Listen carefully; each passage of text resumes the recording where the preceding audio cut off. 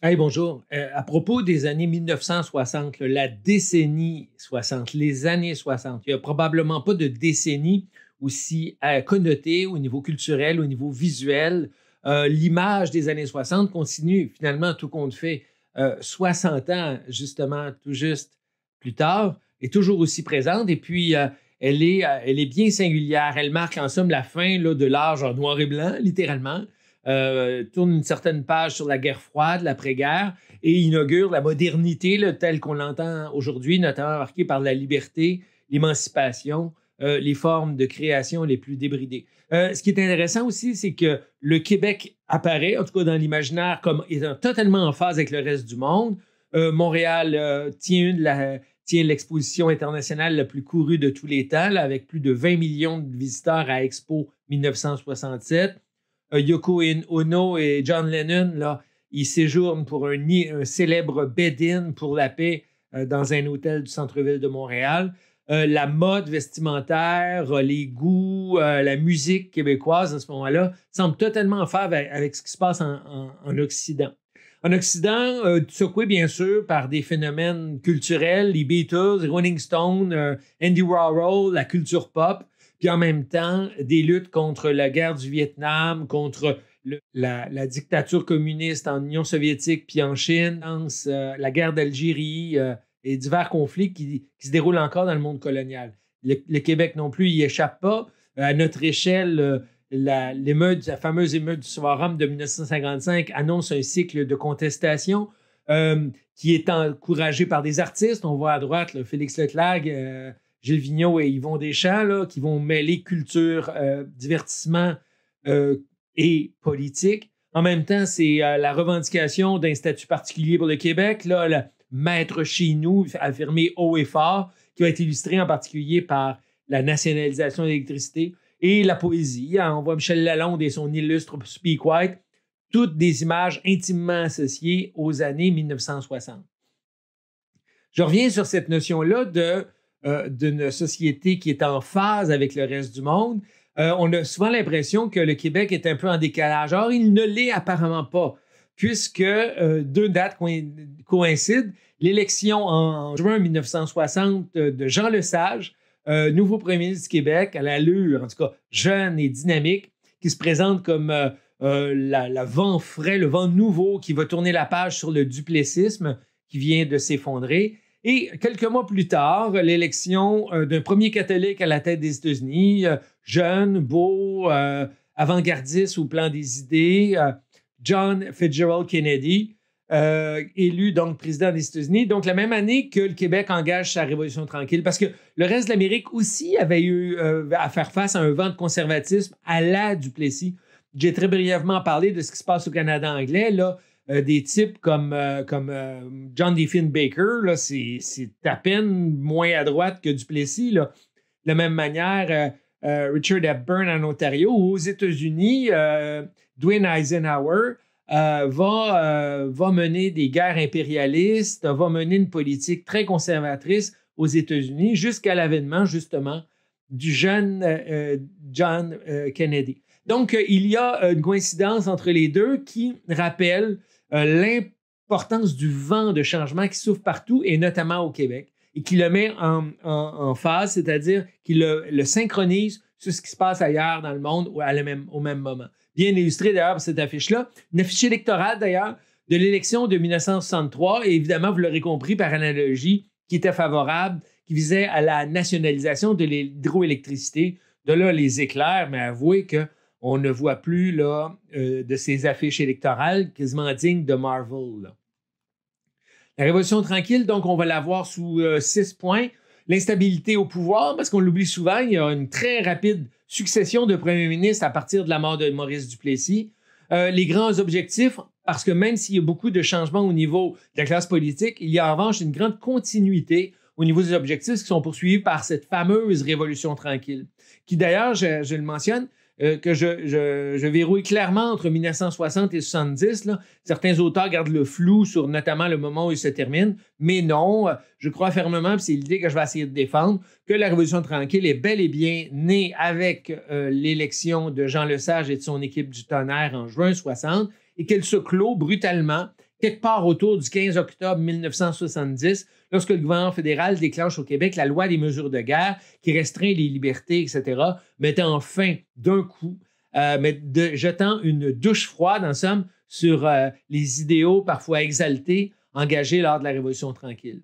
Donc, les grands objectifs de 1960 à 70, la lutte qui s'inaugure, qui va bien se poursuivre ensuite, mais qui commence à prendre sa forme classique durant les années 1960, entre d'une part le séparatisme québécois, l'idée que le Québec puisse devenir un État souverain, et le fédéralisme, l'idée que le Québec doit rester au sein du Canada, une province parmi d'autres, où il a sa place du fait de son appartenance à une culture et à une histoire liée aux faits français, mais qui ne doit pas, en aucun titre, bénéficier d'un statut particulier à l'intérieur ou à l'extérieur du Canada. La révolution culturelle est tellement bien connue. Là, on n'a qu'à penser aux chansonniers, à la naissance du cinéma, à la poésie québécoise, les nuits de la poésie extatique, etc. Bref, la naissance de la télévision. Des tas de phénomènes culturels sont en marche qui montrent l'affirmation d'un Québec francophone épanoui et émancipé. On va le voir très brièvement aujourd'hui, mais on va y revenir dans les prochains cours, notamment par le biais du cinéma québécois. On va voir en dernier lieu un dossier, j'appellerai ainsi, qu'on va davantage approfondir, où on va y passer une bonne heure, strictement sur un phénomène, l'émeute dans l'histoire du Québec. Parce que si on se souvient des années 60, c'est bien sûr à cause de l'exaltation de la culture pop, mais aussi à cause des luttes. Là, on pense aux grèves, aux manifestations, au FLQ, aux diverses manifestations, disons, de contestation de l'ordre, appelons ça ainsi, et notamment de l'État fédéral. Alors, c'est le prétexte pour moi pour revenir sur la notion d'émeute. Quel rôle ont-elles joué dans l'histoire du Québec? On va remonter aussi loin que le 18e siècle, en passant par les patriotes, les émeutes contre la conscription, afin de comprendre qu'est-ce qui s'est passé au juste des années 1960 et qu'est-ce qui en reste aujourd'hui, là, au 21e siècle, notamment en se penchant sur le cas du printemps érable, là, la grève étudiante de 2012. Bon cours. Donc, l'instabilité au pouvoir, il faut vraiment réaliser ce que ça pouvait être le quotidien d'un Québécois ou d'une Québécoise dans les années 1960 qui va passer pas moins de 7 premiers ministres en 10 ans. Ça frappe l'imaginaire, là, dont un bon nombre, près de la moitié, vont quitter du fait qu'ils sont morts en fonction. Là. Bon, rappelons-le, Maurice Duplessis, là, qui domine tout l'après-guerre, est mort en septembre 1959 d'un AVC. Il était à ce moment-là dans le fin fond du nord du Québec, dans le chalet du président de la compagnie Iron Horse, qui est significatif, une entreprise multinationale, peu importe. Dès qu'il meurt, dès que la nouvelle de sa mort est annoncée dans les grands centres à Québec et à Montréal, immédiatement, son dauphin, c'est-à-dire celui qu'on présumait être celui qui allait lui succéder, Paul Sauvé, prend la tête de l'Union nationale et devient nouveau premier ministre du Québec. Mais lui-même ne va rester au pouvoir que 100 jours, presque exactement 100 jours, puisqu'il meurt au lendemain du jour de l'an de 1960, lui d'une crise cardiaque. Et il doit aussi, donc, immédiatement, on doit trouver un nouveau chef à l'Union nationale. Ça va être Antonio Barrette, qui a toujours été un ministre assez effacé, qui n'a pas beaucoup d'instructions. Il a à peine fini son secondaire. Il était vendeur d'assurance avant de faire de la politique. Clairement, il ne s'attendait pas à être propulsé premier ministre du Québec en si peu de temps. Alors, malgré le fait qu'il fait un bon boulot, essaie de maintenir la barre du gouvernement de l'Union nationale, il n'a pas le choix, en juin 1960, de déclencher des élections et de faire face au jeune chef du Parti libéral, Jean Lesage. Jean Lesage est élu, donc, le 22 juin 1960, avec le slogan « C'est le temps que ça change ». Bon, c'est un peu facile, me direz-vous, mais ça avait déjà commencé à changer quand on le voit, la vitesse avec laquelle les premiers ministres se succèdent. Il va être réélu en 1962, donc à peine 2 ans après son élection. Il déclenche des élections sur la promesse de nationaliser l'électricité. C'est là qu'on va voir le fameux slogan « Maître chez nous » apparaître. Il est réélu avec une très forte majorité, ce qui autorise René Lévesque et ses autres ministres à engager la nationalisation de l'électricité et de poursuivre les réformes de la Révolution tranquille. Mais il est battu. Il est battu en 1966, là, à la surprise générale. Lui-même se croyait très populaire. Il est battu par un nouveau chef de l'Union nationale. C'est le chant du cygne peut-être pour l'Union nationale, mais néanmoins, avec un slogan très nationaliste, là, « Égalité ou indépendance ». Daniel Johnson se fait élire premier ministre du Québec à la tête de l'Union nationale. Il va lui-même mourir à nouveau. Un nouveau premier ministre du Québec meurt en 1968 après avoir laissé entendre, là, avoir accompagné le général de Gaulle durant son Vive le Québec libre, avoir mené une politique tambour battant, créant les cégeps et les universités du Québec. Il meurt en laissant des tas de chantiers, cédant la place à son successeur, un autre qui ne s'attendait pas à avoir la job, manifestement. C'est Jean-Jacques Bertrand. Jean-Jacques Bertrand qui est pris avec le pouvoir, qui doit notamment gérer des lois, conflits linguistiques à Saint-Léonard, le mouvement McGill français, porter un Bill 63 qui instaure le bilinguisme au Québec. Bref, Jean-Jacques Bertrand est extrêmement populaire, doit faire face à une grogne au sein même de son parti et il est battu finalement aux élections d'avril 1970 par le plus jeune chef de l'histoire, le plus jeune premier ministre de l'histoire du Québec, Robert Bourassa. Imaginez, il a 36 ans à l'époque, mais il a l'air déjà d'en avoir 50, mais ça, c'est son problème. Bref, je voulais simplement brosser ce portrait très, très sommaire des premiers ministres qui succèdent au Québec pendant ces 10 années-là pour que vous ayez quand même une idée du tempo, là, du rythme extrêmement rapide là, avec lequel les régimes se succèdent et donnant l'impression d'une forme de chaos politique au Québec. Alors que dans les faits, malgré la grande succession à la fois de partis et de premiers ministres, le Québec poursuit une voie assez directe vers la Révolution tranquille. Les élections de 1960 sont archi connues et pourtant, on oublie un fait, c'est que les libéraux sont bel et bien élus de justesse. On présente toujours dans les manuels d'histoire la victoire des libéraux et le début de la Révolution tranquille comme un vent de changement que les Québécois réclamaient depuis des décennies. Il n'en est rien. Le Parti libéral ne l'emporte que par 4 comtés seulement. Au niveau du partage des voix, c'est assez serré. Le Québec est vraiment à la fois bleu et rouge au lendemain de cette élection-là, ce qui fait que la majorité de Jean Lesage est extrêmement fragile. C'est une des raisons qui vont l'amener à provoquer des élections anticipées dès 1962. Je voulais faire cette mise au point-là parce qu'on a souvent l'impression que le Québec en entier a fait un immense ouf au lendemain de la victoire de l'Union nationale du Parti libéral en 1960. Il n'en est rien. Rappelons que l'Union nationale venait de perdre coup sur coup 2 chefs morts en fonction, que c'était un parti désorganisé et que pourtant, la machine unioniste semble encore fonctionner parce qu'ils sont même venus près d'une victoire encore en 1960, ce qui aurait pu changer complètement le cours de l'histoire du Québec. Donc, la Révolution tranquille, malgré la grande succession, malgré le climat d'euphorie et puis survolté, néanmoins, on peut la résumer entre 1960 et 1970 autour de 5 grands objectifs. Ces objectifs, je les mets en désordre, ils n'ont pas de priorité, mais l'un des plus clairs, c'est de créer une fonction publique compétente. De quoi il s'agit, ça peut vous paraître plate, c'est que une des caractéristiques du régime de l'Union nationale, on l'a vu auparavant, notamment de Maurice Duplessis, c'est qu'il avait, opéré une véritable fusion entre son parti, l'Union nationale, et la fonction publique québécoise.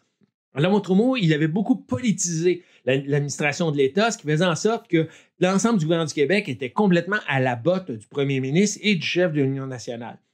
Beaucoup de gens, à l'époque, contestaient ce fait et réclamaient que la fonction publique soit indépendante, c'est-à-dire que les fonctionnaires demeurent stables, peu importe le parti au pouvoir, afin que ce soit d'abord la justice et l'équité qui président aux destinées de l'État et non pas réélire un parti, là. On se comprend bien. Alors, des gestes sont posés en ce sens. Ça va être notamment la création du poste de vérificateur général qui vérifie les comptes publics de l'État québécois et qui fait rapport, un vérificateur indépendant nommé par consensus à l'Assemblée nationale et qui doit vraiment être, en somme, l'arbitre, le policier de l'État québécois. L'École nationale d'administration publique est également créée afin qu'on forme les fonctionnaires, notamment les cadres supérieurs, pour qu'ils soient dotés d'un cadre d'éthique et d'une compétence éprouvée. De la même manière, puis ça, on pourra critiquer souvent le syndicalisme, notamment de la fonction publique, mais un de ses rôles, un de ses objectifs était justement d'assurer l'indépendance du fonctionnaire. Un fonctionnaire qui n'est pas protégé par un syndicat est sujet aux pressions des patrons et sujet aux pressions notamment du parti au pouvoir. Imaginez un fonctionnaire à qui les députés ou les ministres opèrent un certain chantage. Seul un syndicat peut permettre à terme de le protéger et d'assurer son indépendance face aux élus. En tout cas, un deuxième objectif, c'est certainement combattre la corruption électorale. On l'a vu, c'est pratiquement l'histoire politique du Québec qui est ici résumée. L'argent servant à corrompre les électeurs de diverses manières, il faut absolument s'attaquer à la source. Et un de ceux qui, avant de s'intéresser à la souveraineté, bien avant de fonder le Parti québécois, qui va beaucoup se pencher sur cette question-là, c'est un certain René Lévesque. René Lévesque, quand il se lance en politique en 1960, c'est d'abord et avant tout en vue de s'attaquer à cette question-là. Et ça va être donc la réforme de la carte électorale afin qu'elle favorise favorise plus les comtés ruraux, mais qu'elle soit davantage équitable. On va aussi créer le poste de directeur général des élections du Québec, qui est très important parce que c'est lui qui s'assure du bon fonctionnement des institutions et notamment au moment du vote. Et également une nouvelle loi électorale qui va en particulier limiter les dons et surtout forcer les partis politiques à divulguer toutes leurs sources de financement. Parce qu'imaginez, auparavant, les partis n'avaient même pas à dire où ils avaient trouvé leur argent. Et maintenant, bien sûr, là, c'est beaucoup de tatillonnage, beaucoup de règlements à cet effet, mais néanmoins, l'État a fait en sorte de limiter les dons aux partis politiques et surtout de pouvoir en retracer la provenance, notamment pour que des entreprises ne puissent pas se servir des dons qu'elles font aux partis au pouvoir afin d'obtenir des contrats. On a vu ça là, quand on a étudié le patronage.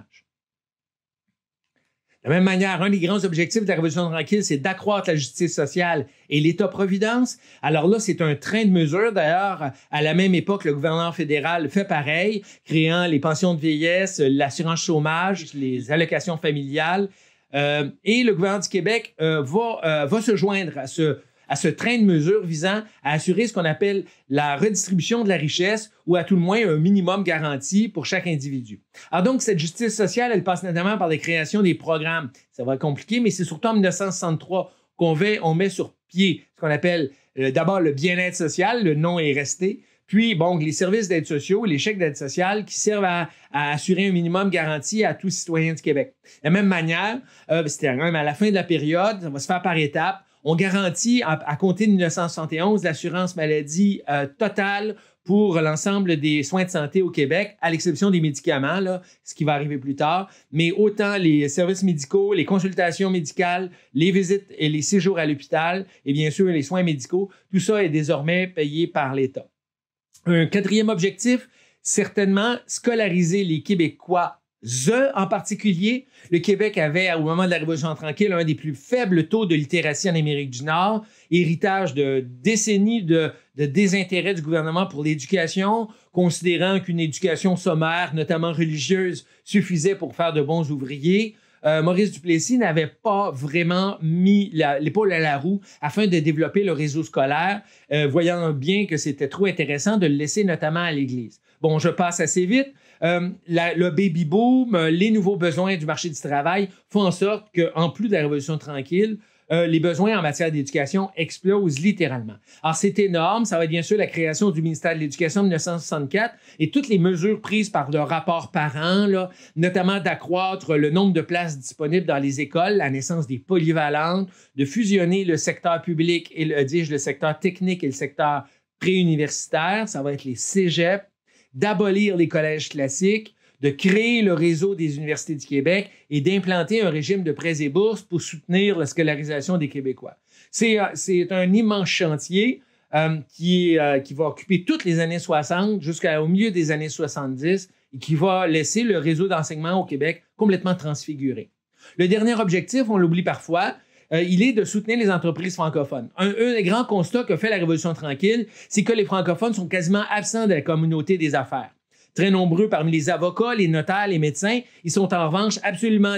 en fait, ils se limitent à quelques exceptions, là, les entrepreneurs québécois. Là. On mentionne souvent Armand Bombardier ou bien, je ne sais pas moi, les souffleuses Cicotte, mais c'est l'exception qui confirme la règle. En règle générale, les entreprises francophones contrôlés par des francophones, plus généralement des intérêts québécois, sont rarissimes. Le milieu des affaires est dominé par des anglophones et en particulier les entreprises étrangères. Alors, ça va être un gigantesque chantier, aussi lui qui s'étend sur des décennies, mais qui est bel et bien inauguré dans les années 1960, qu'on va appeler jusqu'à la fin de la session le terme de Québec Inc. Cette expression-là, elle parle bien pour dire en somme un partenariat très intense entre l'État québécois et l'entreprise privée québécoise francophone, afin de soutenir la naissance d'une classe d'affaires. C'est pas qu'on veut devenir plus capitaliste qu'autre chose, c'est qu'à l'époque, le Québec constate que les francophones font partie des classes les plus défavorisées de l'ensemble de la population. Imaginez, à la même époque, là, les Italiens, les Allemands, les ressortissants juifs, les ressortissants polonais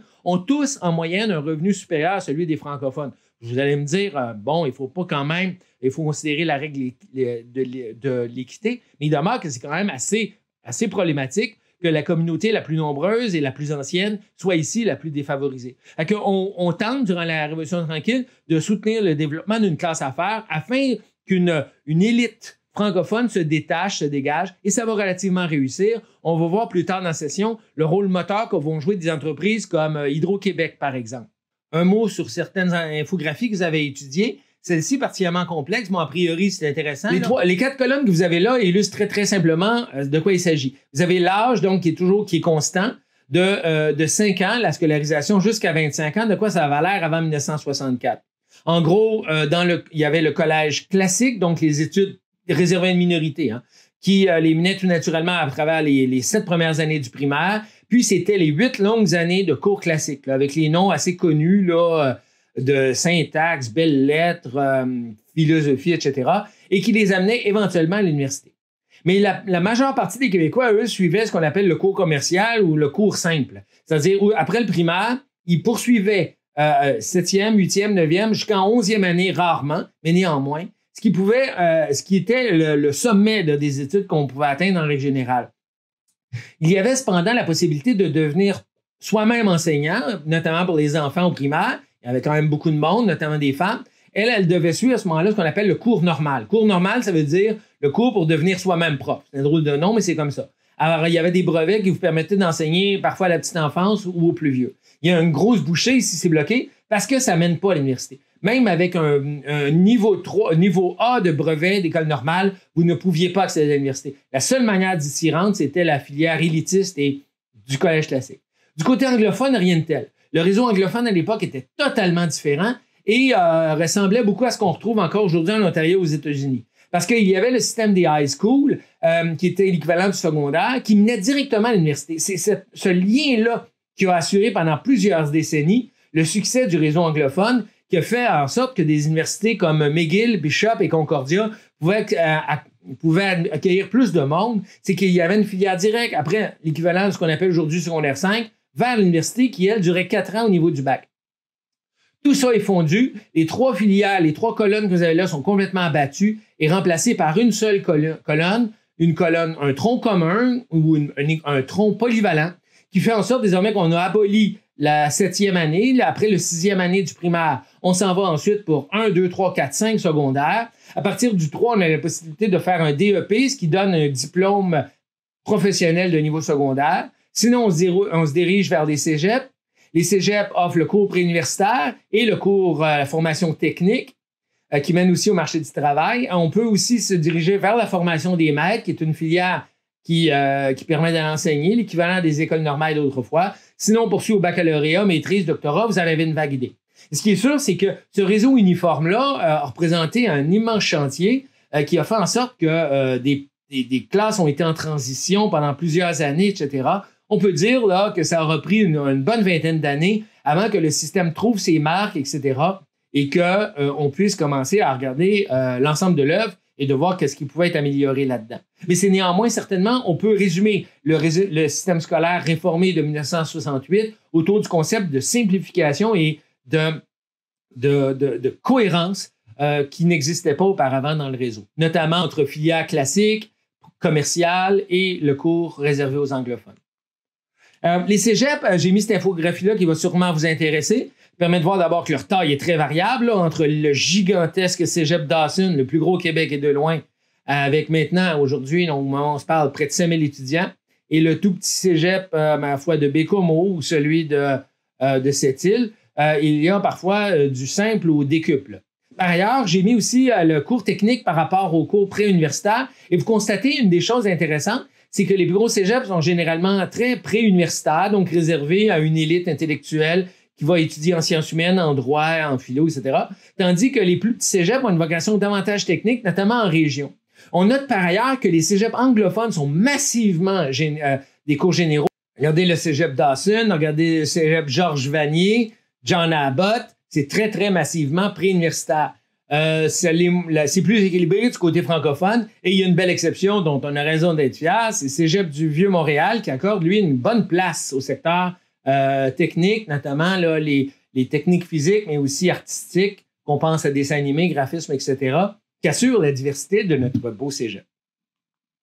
Les universités vont naître beaucoup dans l'élan de la Révolution tranquille. Vous avez la chronologie. McGill va être longtemps toute seule, puis ça va être l'Université Bishop. Il faut attendre 1852 pour une première université francophone, enfin, à Québec, l'Université Laval. Et seulement 1907, ensemble, pour que vraiment il y ait un campus digne de ce nom qui naisse à Montréal. Puis 1920, la constitution de l'Université de Montréal. Sir George William, qui va devenir université plus tard, l'Université Concordia. Sous Duplessis, l'Université Sherbrooke apparaît, mais c'est la cohorte, littéralement le bouchon des années 60. Là. Coup sur coup, on crée l'UQAM, on crée également toutes les constituantes régionales, c'est-à-dire l'Université du Québec à Trois-Rivières, à Rimouski, à Chicoutimi. On crée également l'École nationale d'administration publique, former des fonctionnaires. On crée la TELUC aussi pour la formation à distance. On crée également diverses constituantes comme l'ETS, l'École de technique supérieure, destinée aux ingénieurs, etc. Donc, dans une période de domaine, on pense également à l'Institut d'hôtellerie, etc. Ce sont toutes des institutions qui sont dans la foulée de la création du réseau des universités du Québec en 1969 et qui vont doubler du coup le nombre de places disponibles dans les universités. Regardez le décor, là, jusqu'en 1970, ce n'était que quelques milliers d'étudiants au Québec qui avaient accès à l'université, mais avec l'avènement du réseau des universités du Québec, c'est l'explosion. Ce nombre va quintupler en l'espace de 2 décennies, de 1970 à 1990, avant de se stabiliser. Aujourd'hui, donc, on est en mesure de voir comment le réseau des universités du Québec a prodigieusement contribué à accroître la scolarisation des Québécois, notamment leur permettre à un plus grand nombre d'accéder à l'université. Donc, quelques dates néanmoins pour marquer les grands jalons de l'État-providence. 1960, c'est l'hospitalisation gratuite. Il va falloir attendre 1971 pour avoir la fameuse carte soleil. En attendant, on crée le ministère du Revenu en 1961 qui vise à dégager des marges de manœuvre, comme on dit, pour financer l'État-providence. 1962, Société générale de financement qui va viser à développer des projets sur le sol québécois, employant des Québécois. Nationalisation d'électricité, c'est en 1963. 1964, c'est le Conseil supérieur de la famille qui met sur pied les fameuses allocations familiales, là, qui sont un apport important, notamment pour les familles défavorisées. 1964, c'est la création du ministère de l'Éducation suite aux recommandations du rapport Parent. La commission de Irénée Parent, c'est une longue commission d'enquête qui a été formée pour réformer l'éducation et qui va siéger pendant des années. Et au fur et à mesure qu'elle remet des volumes, là, on commence déjà à mettre en pratique les recommandations du rapport Parent, qui a joué un rôle important. Là, vous en avez beaucoup entendu parler. En 1965, c'est la Caisse de dépôt et de placement qui gère, en somme, les revenus générés par la RRQ, la Régie des rentes. Vous avez déjà vu ça dans vos chèques de paye, là, vous commencez déjà à en payer. Ces milliards accumulés, là, c'est près de 100 milliards de nos jours, sont gérés par un fonds québécois qui ne doit rien au reste du monde ou au Canada et qui permet de soutenir les initiatives de l'État québécois, mais aussi d'encourager des sociétés québécoises. 1969, c'est Radio-Québec. Radio-Québec est une vieille création qui date des années 40, mais qui n'avait pas d'existence autre que juridique jusque-là. Alors, on crée une télé là, avec un studio, on commence à enregistrer, bref, on commence à faire des émissions, notamment dans le créneau des émissions jeunesse. 1970, c'est la Régie de l'assurance maladie, la RAMQ, la fameuse carte soleil qui donne droit à toutes sortes de services de santé gratuits. Et enfin, 1970, le ministère des Affaires sociales. Donc, c'est juste pour placer le train incroyable de réformes. C'est quand même tous des éléments, là, à moins que je me trompe, tout là-dedans existe encore. Là. Et ce sont tous des programmes très, très structurants dans la société québécoise. 2 choses là-dessus. Regardez à quelle vitesse ils sont créés. Regardez ensuite à quel point ils sont devenus essentiels dans la société québécoise. C'est tous des éléments avec lesquels vous êtes encore familiers. Puis regardez à quel point aussi, c'est peut-être un peu plus triste, à quel point on n'a rien fait depuis. C'est-à-dire qu'on dirait qu'à partir de 1970, le robinet est fermé. On peut compter ses doigts de la main ensuite les grandes réformes qui vont contribuer à moderniser le Québec, puis surtout à accroître l'efficacité de son État. Là. On dirait qu'on roule sur l'élan depuis la Révolution tranquille. Ce qui permet de dire que la Révolution tranquille a bel et bien un début, mais elle a aussi bel et bien une fin. À preuve, suite à ça, on va voir se ralentir sensiblement le train des mesures de réforme qui vont être adoptées au Québec. La lutte entre fédéralistes et séparatistes, évidemment, est archi-célèbre. Là. Et vous en avez, grosso modo, les éléments fondamentaux. Je laisse pendant essayer de poser un peu à l'instar du manuel les raisons, là, qu'est-ce qu'il y a derrière et comment ces mouvements-là, respectivement, naissent dans l'histoire. Le premier, c'est le fédéralisme. Il est né au lendemain de la Seconde Guerre mondiale, lorsqu'on constate que le Canada est toujours pas vraiment indépendant de la Grande-Bretagne. Il n'a, par exemple, même pas de drapeau. Il n'a pas d'identité internationale distincte. Les ambassades à travers le monde, pour les Canadiens, sont encore les ambassades britanniques. Bref, le Canada a perdu 60 000 hommes, soldats sur les champs de bataille qui sont morts pour la Grande-Bretagne. Il est également un membre fondateur des Nations unies, c'est important. C'est son premier grand geste de souveraineté. Ça amène le Canada, notamment le Canada anglais, au Québec, on s'en fiche un peu à la même époque, là, mais le Canada anglais, notamment, va être emporté par un vaste désir d'affirmer une identité canadienne distincte à la fois de la Grande-Bretagne, la mère patrie, et surtout à la même époque, distincte des États-Unis, afin de trouver ce qui pourrait ressembler à un genre d'identité proprement canadienne. Alors, un acte fondateur intéressant, puis à sa manière humoristique, c'est la création du drapeau du Canada. Le Canada n'avait toujours pas de drapeau. Le Québec en avait un depuis presque 20 ans, mais le Canada, lui, avait encore l'Union Jack comme drapeau. Et celui que vous connaissez, l'unifolié, que vous croyez, je pense, imagine, plus ancien que ça, et surtout qui avait fait l'objet rapidement d'un consensus, rien du tout. Ça a été la foire d'Empoigne. Selon certains historiens, ça a été une des pires crises de l'histoire du Canada que de devoir annoncer puis de trouver quel devait être le drapeau de ce pays-là. Le débat a eu lieu au milieu des années 60 lorsque le premier ministre Lester B. Pearson, qu'on voit ici, propose un drapeau très intéressant. En noir et blanc, on ne le voit pas, mais c'est un drapeau bleu avec et rouge. Donc, vous rappelez les racines françaises et anglaises, disait-il, avec 3 feuilles d'érable, l'une représentant la part français, l'autre britannique et l'autre autochtone. Quand même intéressant. On verra que ça va se simplifier par la suite. Ce drapeau-là, néanmoins, il fait l'objet d'une grosse contestation, notamment de la part des conservateurs qui veulent rien savoir d'abandonner l'Union Jack britannique. Fait que ça finit en commission royale d'enquête et finalement, ça finit en concours. Alors là, les graphistes et les Canadiens sont invités à présenter leur projet. Alors, on voit ici le projet présenté d'abord par Pearson, bleu et vert, bleu et rouge comme vous le voyez, et une variante qui était proposée, mais qui a quasiment l'air d'un patchwork, là, avec des fleurs de lys, le britannique, et la feuille d'érable, qui visait à satisfaire tout le monde, mais qui met tout le monde en furie. Bref, on va lancer un vaste concours proposant aux Canadiens de soumettre eux-mêmes leur idéal d'un drapeau canadien. Parmi ces propositions-là, on en a même un, imaginez, on est en 1965, là, c'est la Beatlemania. Il y en a un qui propose donc un drapeau avec 4 Beatles dans les coins. Il y en a même un qui propose une espèce de coquillage étrange qui s'appellerait Aurore boréale ou Northern Lights en anglais. Un autre, un peu psychédélique, c'est le cas de le dire, qui proposerait que les deux solitudes, françaises et anglaises, cohabitent au sein d'un regard un peu étrange. Vous avez eu des propositions un peu plus flyées, d'autres plus classiques avec le castor, avec une feuille d'érable, avec des outardes. 3 feuilles d'érable, la notion autochtone revient souvent. 4 parfois pour présenter la part des immigrants.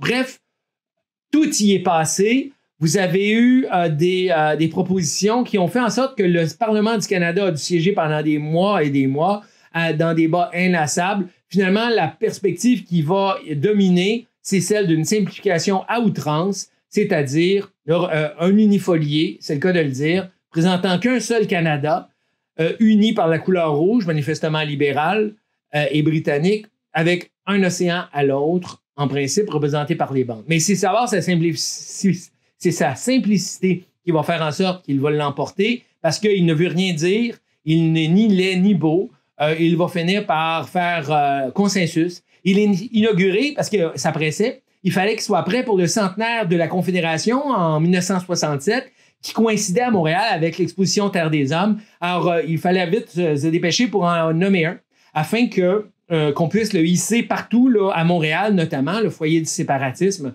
pour bien montrer aux Québécois que le Canada avait désormais son identité distincte et qu'il n'était plus une colonie de la Grande-Bretagne, mettons.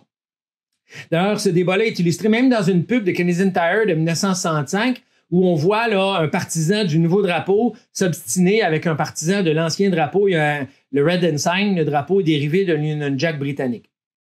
À partir de 1968, le fédéralisme va en quelque sorte se radicaliser, notamment avec l'avènement de Pierre Elliott Trudeau. On l'a vu jusqu'ici, l'idée de cohabitation francophone-anglophone était omniprésente dans le fédéralisme. C'était l'idée des deux peuples fondateurs, une idée qui traînait depuis 1867 et qu'on a vu illustrer de bien des manières dans les projets de drapeau du Canada. Trudeau va progressivement substituer à cette idée de bilinguisme et de biculturalisme, il va substituer l'idée de multiculturalisme. Le Canada serait plutôt qu'un pays biculturel, le Canada serait plutôt formé d'une mosaïque, une mosaïque de communautés venant du monde entier qui contribuent à leur manière à l'identité canadienne. Évidemment, tout ça sous la chape d'une tradition britannique d'abord et avant tout. Donc, ça se fait beaucoup aux dépens de la prépondérance du groupe français. Et ça, il va la sentir passer. Le multiculturalisme de Trudeau va se heurter notamment aux nationalistes québécois qui, eux autres, au contraire, n'acceptent pas que le fait français soit marginalisé et encore plus que le Québec se fonde dans le reste de la mosaïque canadienne, disait-on. Alors, il va faire face au séparatisme québécois de manière frontale à partir de 1968 et ça va mener en 1970 à la crise d'octobre et aux lois des mesures de guerre. Ça va se poursuivre ensuite, là, on le sait, l'histoire des référendums. Mais c'est vraiment autour de ces années-là, 68 à 70, que se cristallise l'affrontement entre fédéralisme et souverainisme, entre, nommément, on va le voir plus tard, René Lévesque notamment et Pierre Elliott Trudeau. Cette tradition-là, elle va se poursuivre aujourd'hui. Le fait français demeure présent. Il est en apparence soutenu par l'État fédéral, mais de fait, il devient pratiquement de plus en plus, jour après jour, notamment dans les autres provinces, une culture parmi d'autres qui contribue à la diversité canadienne. Du côté québécois, la prise de conscience est de tout autre ordre. Elle date de la fin des années 1950, alors qu'un groupe formé d'un nationalisme plutôt conservateur et d'obédience catholique, propose l'idée que le Québec doit pouvoir poursuivre son épanouissement hors du Canada. Ils sont partis des idées de la bilinguerie. Ils proposent un pays qui serait appelé la Laurentie. Dès lors, ils vont s'appeler l'Alliance laurentienne. Pour ces tenants, il n'est pas question de créer un État à même la province de Québec. Et ce qui est très significatif, c'est qu'ils posent simplement la question: pourquoi devrions-nous forcer les Autochtones qui ne veulent pas être d'un Québec indépendant à y entrer? Pourquoi forcer les anglophones du West Island à y entrer s'ils ne le veulent pas? C'est absurde. Ce qu'on veut, c'est un pays français et à l'époque catholique, pourquoi ne pas tracer une ligne? Une ligne qui irait chercher l'ensemble de la francophonie viable, disait-il, c'est-à-dire celle qui se trouve de la Côte-Nord jusqu'au au Manitoba, de l'Acadie jusqu'à la rue Saint-Laurent. Cet étrange pays qu'il souhaitait d'abord français et catholique aurait été de fait découpé ainsi avec le nord de l'Ontario et du Nouveau-Brunswick et en excluant l'ouest et le sud du Québec et bien sûr le Nouveau-Québec peuplé d'Autochtones qui ne parlent pour la plupart pas la langue française ou qui ne sont pas de culture française. Ce pays-là, ethnique et linguistique, aurait été à 95% francophone. Mais il heurte à l'époque les tenants d'un État québécois indépendant qui, lui, aurait été d'abord un État laïque, multiculturel, disait-on à l'époque, et ouvert sur la différence. C'est pour ça que le projet de l'Alliance laurentienne va vite se retrouver au bout la mythe de l'histoire. Mais il méritait d'être mentionné comme une réflexion originale à propos d'un projet de pays qui n'aurait pas pris pour acquis que le nouvel État québécois devrait être tel quel pris de l'ex-province du Québec.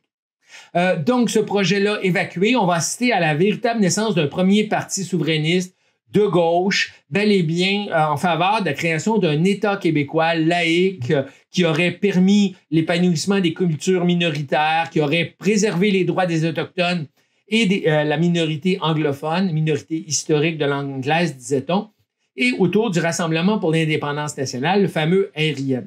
Ce parti-là, très, très radical, innove par ses techniques de financement, ça se veut un parti populaire, etc., qui s'inspire des luttes de décolonisation à la même époque, qui rejette complètement les stratégies des vieux partis libéraux et l'Union nationale et qui propose un parti jeune, ouvert sur le monde, mettant de l'avant le fait français comme une contribution du Québec, disait-il, à la diversité mondiale.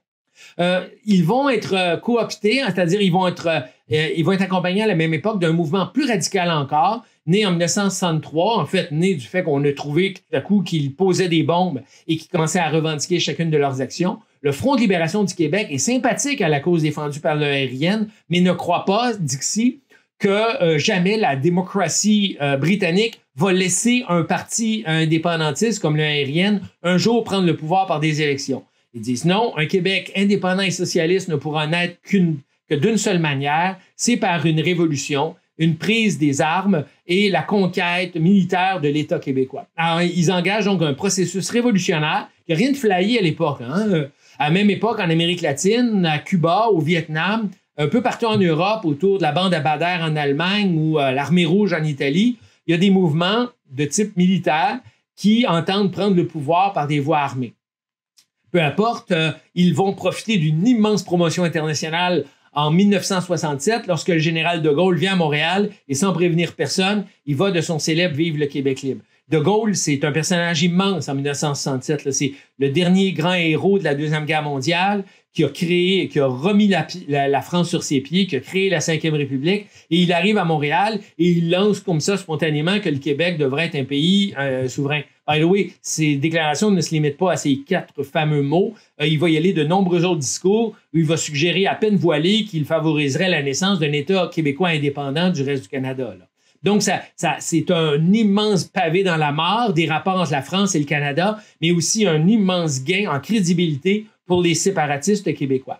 1968, dans la foulée, bien sûr, on crée le Parti québécois qui devient un grand parti de masse qu'on connaît aujourd'hui avec des centaines de milliers de membres, une organisation élaborée à la grandeur du territoire québécois qui se donne pour mission, quoique de manière plus modérée, de conquérir le pouvoir par des voies démocratiques et de permettre au Québec d'accéder à la souveraineté. 1970, c'est toute une gifle pour le Parti québécois en déclarant le FLQ illégal, en envoyant l'armée à Montréal et dans le reste du Québec. Le gouvernement fédéral envoie clairement le signal qu'il confond le nouveau Parti québécois de René Lévesque avec les terroristes du FLQ.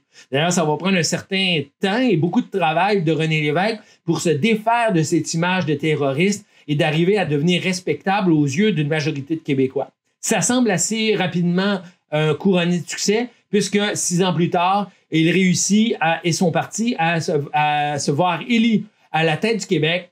En novembre 1976, le Québec, à la stupéfaction générale, notamment du reste du Canada, élit à sa tête un gouvernement souverainiste voué à faire du Québec un pays.